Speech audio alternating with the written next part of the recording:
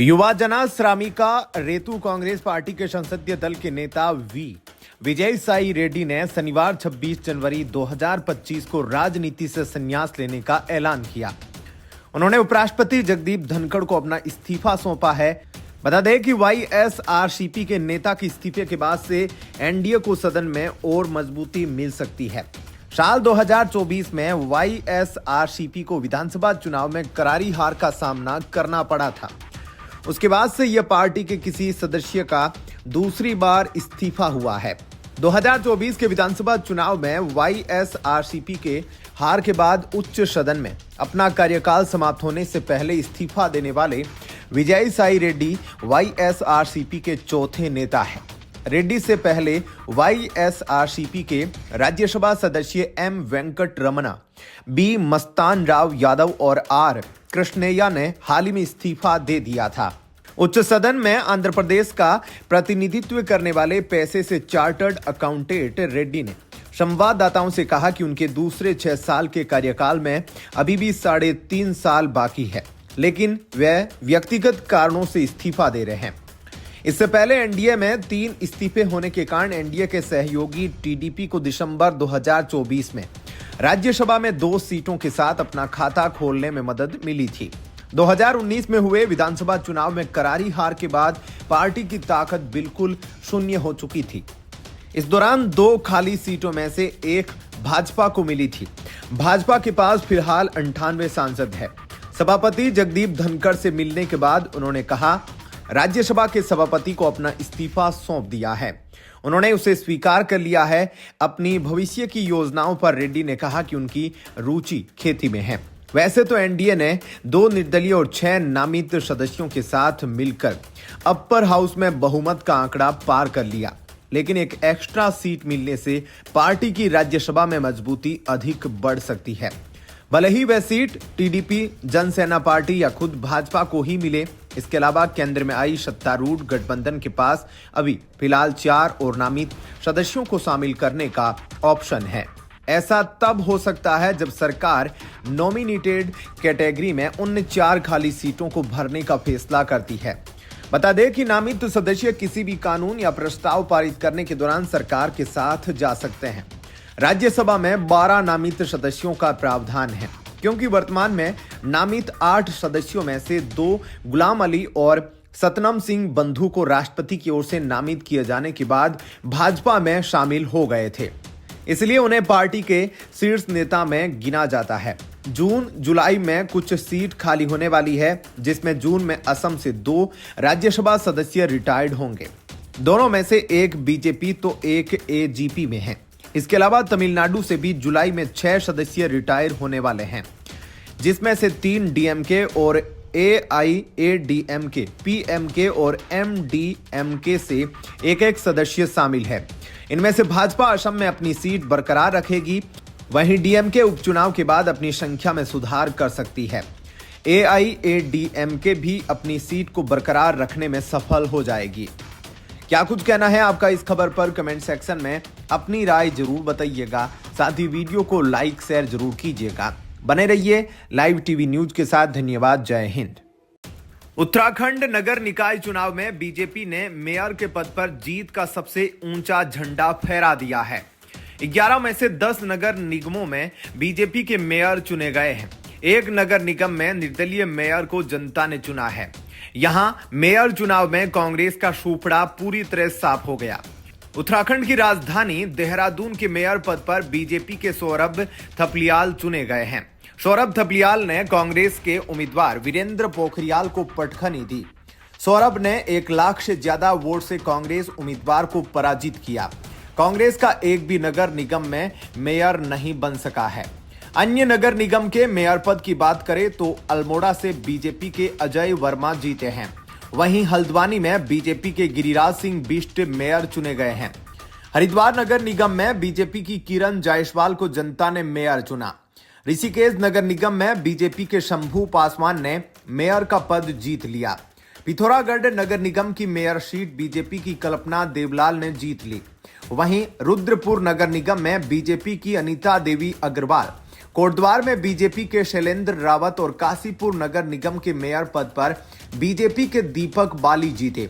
सिर्फ श्रीनगर नगर निगम का मेयर पद ऐसा रहा जिसे निर्दलीय आरती भंडारी ने हासिल करने में सफलता पाई। उत्तराखंड में नगर निगम के मेयर पद के लिए 72 उम्मीदवार मैदान में थे।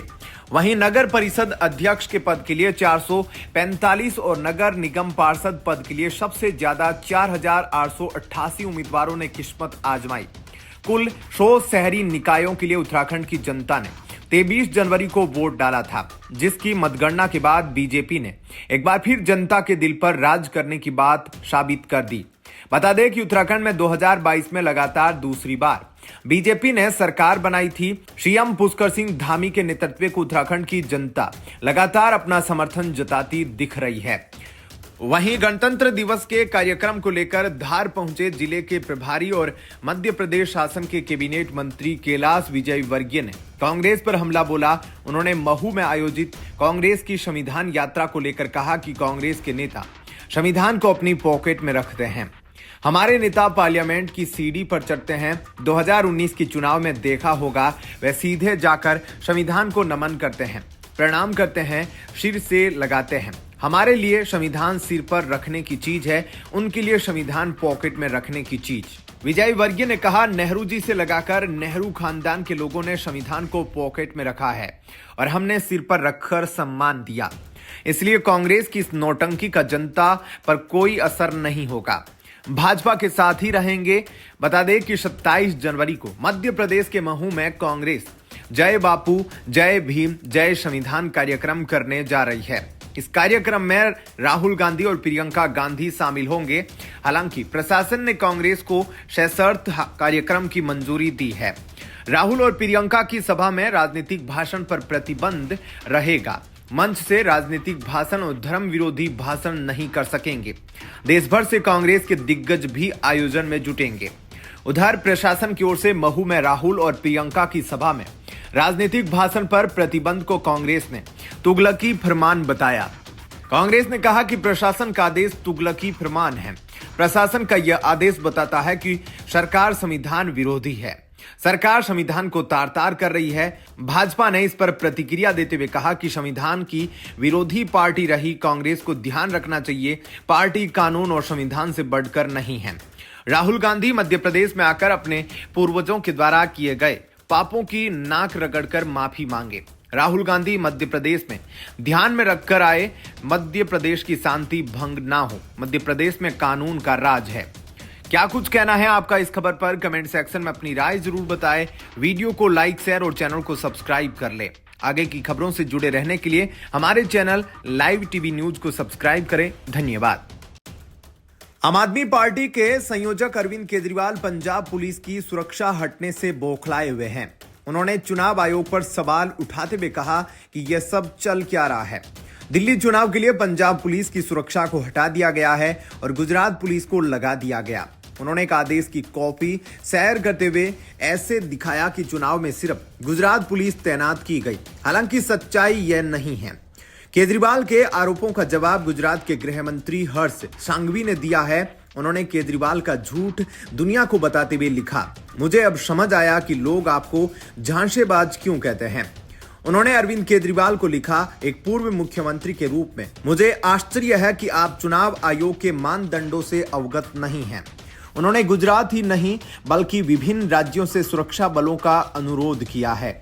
वास्तव में भारत के चुनाव आयोग ने विभिन्न राज्यों से एसआरपी की तैनाती का आदेश दिया है। यह एक नियमित प्रक्रिया है।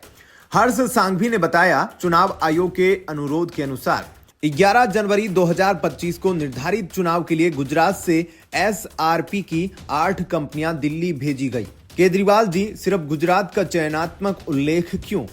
बता दें कि जो दस्तावेज हर्ष सांघवी ने शेयर किया है उसमें साफ लिखा है कि चुनाव के दौरान क्षेत्र पर फ्लैग मार्च, निगरानी आदि के लिए 8 जनवरी 2025 तक केंद्रीय सशस्त्र पुलिस बलों की 70 कंपनियों की अग्रिम तैनाती की जाएगी। गृह मंत्रालय की ओर से दिल्ली सरकार के प्रधान सचिव गृह को भेजे गए फैक्स संदेश में कहा गया है कि दिल्ली में सुरक्षित, स्वतंत्र और निष्पक्ष विधानसभा चुनाव कराने के लिए CAPF राज्य सशस्त्र पुलिस बल भारतीय रिजर्व बटालियन के अतिरिक्त 75 कंपनियां तैनात करने का निर्णय लिया गया है। इसके अलावा विभिन्न राज्य सशस्त्र पुलिस SAR या इंडिया रिजर्व IR बटालियनों की 65 कंपनियों का अनुरोध किया गया है।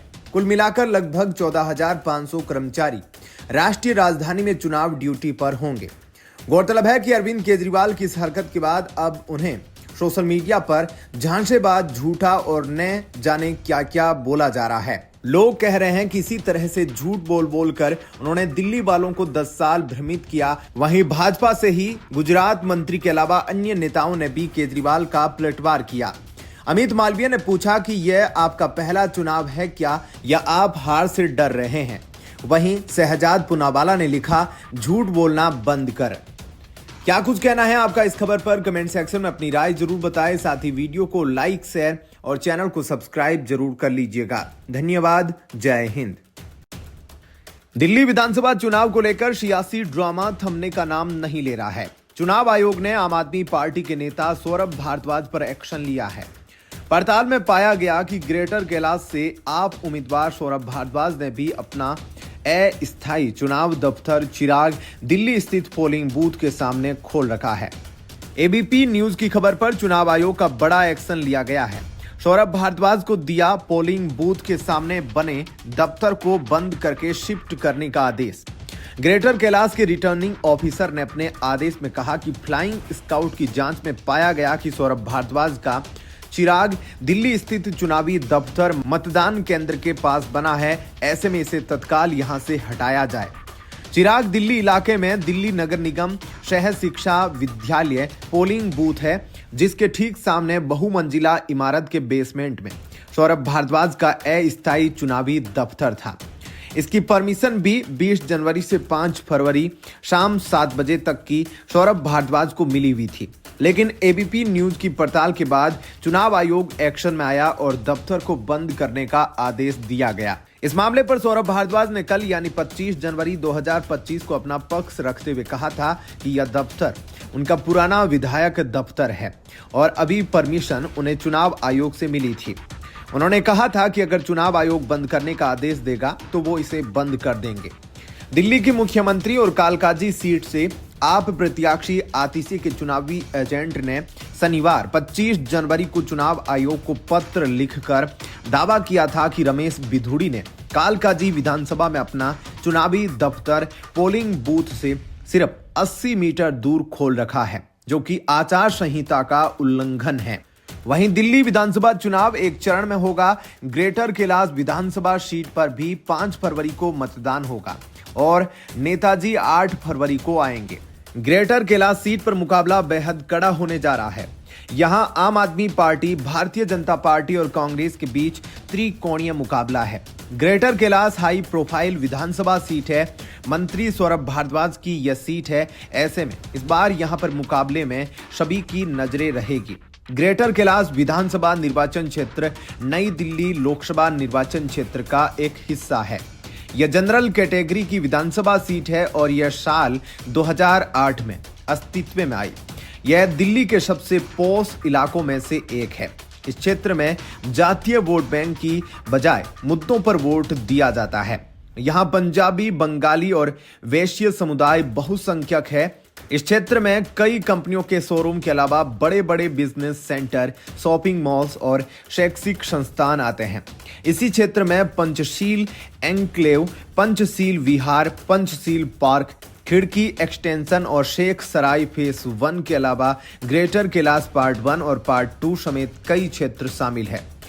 2020 के चुनाव के दौरान इस सीट पर कुल 1,80,653 वोटर्स थे, जिसमें से 60% यानी 1,08,548 वोटर्स ने वोट डाले थे। ग्रेटर कैलाश विधानसभा सीट पर 2015 और 2020 दोनों ही चुनाव में आम आदमी पार्टी ने जीत हासिल की थी। इस बार भी आम आदमी पार्टी ने अपने वर्तमान विधायक सौरभ भारद्वाज को ही टिकट दिया है। भारतीय जनता पार्टी ने ग्रेटर कैलाश में एक बार फिर शिखा राय पर भरोसा जताया है। वहीं कांग्रेस ने गर्वित सिंघवी को चुनाव मैदान में उतारा है। ग्रेटर कैलाश विधानसभा सीट पर साल 2020 के चुनाव में आम आदमी पार्टी के प्रत्याशी सौरभ भारद्वाज ने जीत हासिल की थी। इस सीट पर 7 प्रत्याशियों ने दावेदारी पेश की थी, लेकिन मुख्य मुकाबला सौरभ भारद्वाज और बीजेपी की शिखा राय के बीच था। सौरभ भारद्वाज ने 16,809 मतों के अंतर से जीत हासिल की थी। सौरभ भारद्वाज के खाते में 60,372 वोट आए थे, जबकि शिखा राय को 43,563 वोट मिले थे। कांग्रेस को महज 3,339 वोट ही मिले थे और नोटा चौथे स्थान पर रहा था। क्या कुछ कहना है आपका इस खबर पर? कमेंट सेक्शन में अपनी राय जरूर बताएं और वीडियो को लाइक शेयर जरूर कीजिएगा। बने रहिए लाइव टीवी न्यूज के साथ। धन्यवाद। जय हिंद। मध्य प्रदेश के इंदौर जिले में स्थित डॉक्टर भीमराव अंबेडकर की जन्म स्थली महू में आयोजित कांग्रेस की जय बापू जय भीम जय संविधान रैली की शुरुआत से कुछ देर पहले ही कार्यक्रम को लेकर बड़ा अपडेट सामने आया। रैली में सांसद प्रियंका गांधी वाड्रा शामिल नहीं हुई। पहले जानकारी थी कि वो राहुल गांधी और कांग्रेस अध्यक्ष मल्लिकार्जुन खड़गे एक साथ प्लेन से महू पहुंचेंगे, लेकिन कुछ घंटे पहले उनके कार्यक्रम में बदलाव किया गया। हालांकि अन्य नेता इस रैली में शामिल हो रहे हैं। फिलहाल प्रियंका रैली में क्यों नहीं आ रही, कारण स्पष्ट नहीं हुआ है। वहीं कांग्रेस के वरिष्ठ नेता राहुल गांधी आज मध्य प्रदेश में हैं। उन्होंने मऊ में जय बापू जय भीम जय संविधान रैली को संबोधित किया। इस दौरान उन्होंने कहा कि हिंदुस्तान में विचारधारा की लड़ाई चल रही है। एक तरफ कांग्रेस है जो संविधान को मानती है, तो दूसरी तरफ आरएसएस और बीजेपी है जो संविधान के खिलाफ है और इसको खत्म करना चाहते हैं। राहुल गांधी ने कहा कि अंबेडकर जी, महात्मा गांधी जी समेत हिंदुस्तान के महापुरुषों की सोच है यह संविधान। कुछ दिन पहले आरएसएस के मोहन भागवत ने कहा कि हिंदुस्तान को 15 अगस्त 1947 में आजादी नहीं मिली, बल्कि मोदी जी के आने के बाद आजादी मिली। उन्होंने कहा कि जिस दिन यह संविधान खत्म हो गया, उस दिन हिंदुस्तान के गरीबों, दलितों, आदिवासियों और पिछड़ों के लिए कुछ नहीं बचेगा। यह लोग 2-3 कारोबारियों को सब कॉन्ट्रैक्ट दे देते हैं। इस संविधान में कहां लिखा है कि हिंदुस्तान का सारा धन अडानी को दे देना चाहिए? राहुल गांधी ने कहा, आज हिंदुस्तान में सबसे ज्यादा बेरोजगारी है, जबकि उद्योगपति हजारों करोड़ों सिर्फ बच्चों की शादी में खर्च कर देते हैं। जितना धन अडानी के पास जाएगा, उतना कम रोजगार आपके बच्चों को मिलेगा। उन्होंने कहा कि जीएसटी गरीबों को खत्म करने का हथियार है। जब आप एक शर्ट खरीदते हैं तो उस पर जितनी जीएसटी देते हो, उतनी ही जीएसटी अंबानी अडानी देते हैं। लाखों करोड़ों रुपए आपकी जेबों से निकाला जाता है। 16 लाख करोड़ रुपए मोदी जी ने अपने उद्योगपति मित्रों का माफ किया है। जीएसटी आप देते हो, मेहनत आप करते हो और अंबानी अडानी चीन का माल सस्ते में लाकर यहां बेचकर मुनाफा कमा रहे हैं। राहुल गांधी ने कहा कि पेट्रोल के दाम इंटरनेशनल मार्केट में कम होते हैं, लेकिन हमारे देश में कम नहीं होता और इसका फायदा अंबानी अडानी को जाता है। इस देश में दलितों, पिछड़ों, आदिवासियों और गरीबों के लिए कोई अधिकार नहीं है, लेकिन आजादी के बाद वो बदलाव आया है। बीजेपी और आरएसएस चाहते हैं कि जैसे पहले गरीबों, आदिवासियों, पिछड़ों के अधिकार नहीं थे, वो स्थिति फिर बन जाए। क्या कहना है आपका इस खबर पर? कमेंट सेक्शन में अपनी राय जरूर बताइएगा और साथ ही वीडियो को लाइक, शेयर और चैनल को सब्सक्राइब जरूर कीजिएगा। बने रहिए लाइव टीवी न्यूज के साथ। धन्यवाद। जय हिंद। वक्फ संशोधन बिल पर चर्चा कर रही ज्वाइंट पार्लियामेंट कमेटी यानी जेपीसी ने सोमवार को बीजेपी और एनडीए के सभी संशोधनों को स्वीकार कर लिया। इस दौरान विपक्ष द्वारा पेश किए गए हर बदलाव को ठुकरा दिया गया। समिति के अध्यक्ष जगदंबिका पाल ने बैठक के बाद संवाददाताओं से कहा कि समिति द्वारा अपनाए गए संशोधन कानून को बेहतर और अधिक प्रभावी बनाएंगे। वक्फ बोर्ड संशोधन बिल 2024 पर संसदीय पैनल के सदस्यों ने मसौदा कानून में 572 संशोधनों का सुझाव दिया। जेपीसी बैठक के बाद विपक्षी सांसदों ने कार्यवाही की निंदा करते हुए जगदंबिका पाल पर लोकतांत्रिक प्रक्रिया को नष्ट करने का आरोप लगाया। टीएमसी सांसद कल्याण बनर्जी ने कहा कि यह एक हास्यास्पद प्रैक्टिस थी, हमारी बात नहीं सुनी गई। जेपीसी की अध्यक्षता कर रहे जगदंबिका पाल ने तानाशाही तरीके से काम किया है। उधर जगदंबिका पाल का कहना है कि पूरी प्रक्रिया लोकतांत्रिक थी और बहुमत से फैसला आया है। बैठक से पहले केंद्रीय मंत्री किरेन रिजिजू ने एनडीए सांसदों के साथ बैठक की थी और सबको एकजुट रहने की सलाह दी थी। जेपीसी अध्यक्ष ने कहा कि विधेयक के 14 खंडों में एनडीए सदस्यों द्वारा पेश किए गए संशोधनों को स्वीकार कर लिया गया। उन्होंने कहा कि विपक्षी सदस्यों ने सभी 44 खंडों में सैकड़ों संशोधन पेश किए और उनमें से सभी को वोट से खारिज कर दिया गया। वक्फ विधेयक पर जेपीसी ने सोमवार सुबह 11 बजे बैठक की, जिसमें प्रस्तावित विधेयक पर हर क्लॉज पर चर्चा हुई। जेपीसी के अध्यक्ष जगदंबिका पाल ने सोमवार को बैठक से पहले न्यूज एजेंसी IANS से बात करते हुए कहा था, आज वक्फ बोर्ड की बैठक है जिसमें सरकार द्वारा पेश किए गए क्लोज बाय क्लोज संशोधनों पर चर्चा होगी। जेपीसी के गठन का प्रस्ताव शामिल किया गया था और पिछले 6 महीनों में जेपीसी ने सभी हितधारकों और राज्यों के साथ बातचीत की है। अब सांसदों द्वारा प्रस्तावित संशोधनों पर चर्चा होगी, चाहे वे पक्ष में हो या विपक्ष में। चर्चा होगी, सहमति बनेगी तो क्लोज क्लियर होगा, नहीं तो वोटिंग होगी। जेपीसी की पिछली बैठक में हंगामा हुआ था, जिसके बाद 10 विपक्षी सांसदों को निलंबित कर दिया गया था। इसके बाद विपक्षी सांसदों ने लोकसभा अध्यक्ष ओम बिरला को पत्र लिखकर निष्पक्ष चर्चा कराए जाने की मांग की थी। पिछली बैठक में हंगामे के बाद कांग्रेस सांसद इमरान मसूद ने IANS से बातचीत के दौरान कहा था, संसदीय परंपराओं का पालन नहीं किया जा रहा और यह विधेयक पूरी तरह से समय के खिलाफ है।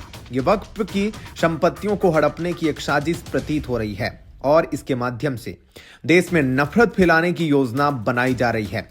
हमने स्पीकर साहब से सवाल किया कि इतनी जल्दबाजी क्यों है, जबकि इस विधेयक को सत्र के आखिरी दिन यानी 4 अप्रैल तक रखा जा सकता था।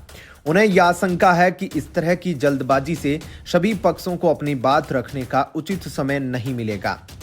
क्या कहना है आपका इस खबर पर? कमेंट सेक्शन में अपनी राय जरूर बताइएगा। साथ ही वीडियो को लाइक, शेयर और चैनल को सब्सक्राइब कर लीजिएगा। धन्यवाद। जय हिंद।